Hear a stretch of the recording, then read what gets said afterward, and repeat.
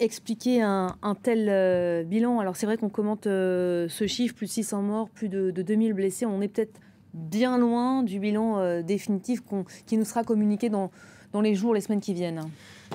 Alors, malheureusement, c'est à craindre, hein. D'ailleurs, ce bilan est passé de quelques dizaines, hein, il y a à peine 4 heures, à, voilà, vous le dites, plusieurs centaines. C'est un bilan qui monte de façon absolument exponentielle. D'abord, on va le voir sur la carte à côté de moi, ce séisme, quelle zone il a couvert. Vous voyez son épicentre légèrement au nord de Gaziantep. Et là aussi, vous l'avez dit, les secousses ont été ressenties jusqu'au Liban ici, et à Chypre, par ici. Alors ça paraît évident, mais c'est un séisme, vous l'avez dit, d'une magnitude de 7,8. Simplement par comparaison, le séisme à Kobe, qui avait fait des milliers de morts en 1995, c'était 7,2. Donc ça, c'est déjà pour avoir une idée de l'échelle. Maintenant, ce qu'il faut aussi se rappeler, même si ça peut nous paraître une évidence, mais que cette région, eh bien, c'est une région qui est en guerre depuis plus de 10 ans. Ça, qu'est-ce que ça veut dire? Ça veut dire que d'abord, à Gaziantep même, vous avez 1,5 million de réfugiés syriens, rien que dans cette ville. C'est un habitant sur 5. Il y a plus de 3 millions, à peu près 3,5 millions de réfugiés syriens en Turquie. Si on reste du côté de la Turquie, ça veut dire que, alors certes, il y a des camps de réfugiés avec des tentes, comme on a malheureusement l'habitude de voir sur nos images, mais il y a surtout l'écrasante majorité de ces réfugiés, de ces déplacés, qui vivent dans des constructions, certes en dur, mais qui sont des constructions précaires, qui sont des immeubles qui ne répondent à aucune norme, qui sont construits en parpaing, sans fondation, qui d'ailleurs régulièrement, chaque hiver,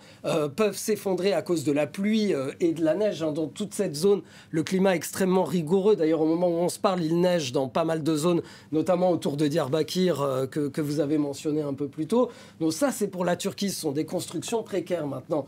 Pour la Syrie elle-même, là aussi, 6 millions de déplacés, 1 million dans la région d'Idlib qui est ici. Mais à la Syrie, il faut rajouter des bâtiments qui sont déjà endommagés par la guerre à Alep. Des bâtiments hors tremblement de terre s'effondrent à cause tout simplement du fait qu'ils ont été endommagés par des bombardements ou par des tirs. Pourquoi est-ce qu'on peut craindre que ce bilan risque de monter? Parce que rien que pour la Turquie, au moment où on se parle, on a 300 immeubles effondrés dans la ville de Maras, 300 immeubles effondrés dans la ville de Malatya et 600 immeubles effondrés dans la ville de Gaziantep. Ça, c'est juste pour vous donner le total des immeubles effondrés dans simplement 3 villes en Turquie, dont on voit qu'il avoisine déjà le nombre de morts déclarés. Et bien sûr, on le sait très bien, a priori, il n'y a pas une personne qui vit par immeuble. Voilà, la Syrie qui communique là aussi un bilan à l'instant, bilan provisoire, 320 morts au moins et 1000 blessés. Avant de prendre la direction de Beyrouth, où on a ressenti les secousses également cette nuit, c'est une région qui est bien connue des sismologues. Bilal, pour rappel, la Turquie est située dans l'une des zones sismiques les plus actives au monde. Oui, alors ce séisme, malheureusement, ne peut pas être considéré comme une surprise et hasard du calendrier. Un expert néerlandais a tweeté hier qu'un séisme était imminent dans la région.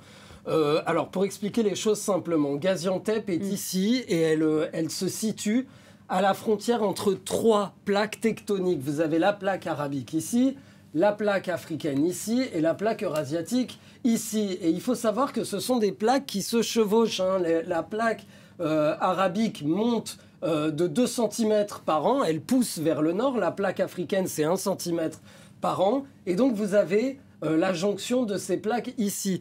Simplement, il faut savoir que 65% de la Turquie se trouve du territoire turc se trouve sur des failles sismiques actives, dont la plus grande est représentée ici. Vous voyez, elle traverse tout le nord du pays, d'est en ouest. 75% des dommages matériels qui ont eu lieu en Turquie au XXe siècle sont liés non pas à des conflits, non pas à des guerres, mais à des séismes. Et sur les 120 dernières années en Turquie, il y a eu 18 séismes d'une magnitude de 7 ou plus.